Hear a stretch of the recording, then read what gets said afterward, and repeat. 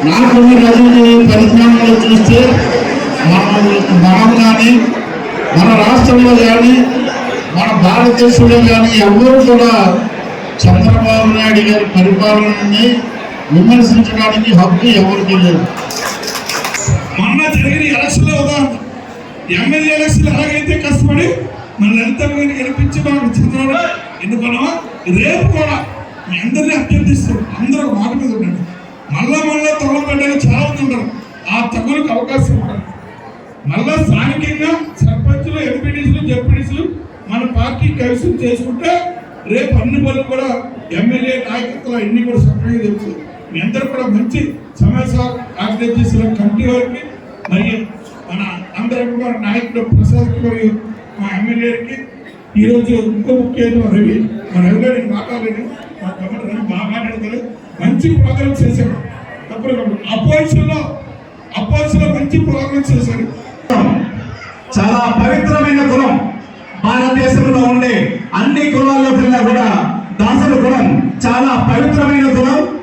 దాసరి కులానికి ప్రపంచ ప్రసిద్ధిగాంచిన తిరుమల క్షేత్రంలో మిరాసి ఉండేది.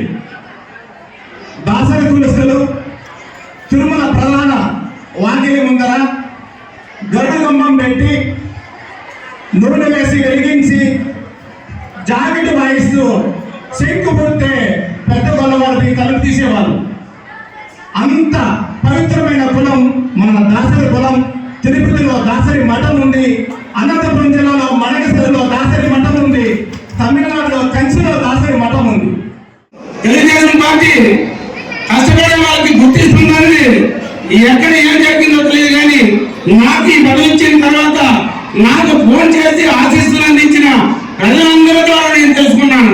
మిమ్మల్ని గుర్తించారు దంపతులిద్దరు.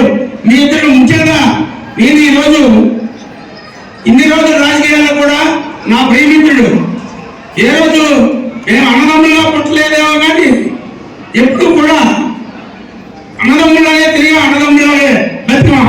మా మిత్రుడు బాలశ్రీ గారు ఆయన తాలూకా సపోర్ట్ నాకు నా తాలూకా సపోర్ట్ కలుసుకున్నంత వరకు ఎప్పుడు ఆయనకు ఉంటుందని తెలియజేస్తూ మనిద్దరం ఇదే విధంగా పార్టీ కష్టపడి పనిచేస్తూ మనల్ని నమ్మి ఈ కార్యక్రమాన్ని అప్పచెప్పిన వారికి ఎప్పుడు కూడా వెనుదడిగా ఉంటూ ఈ మండల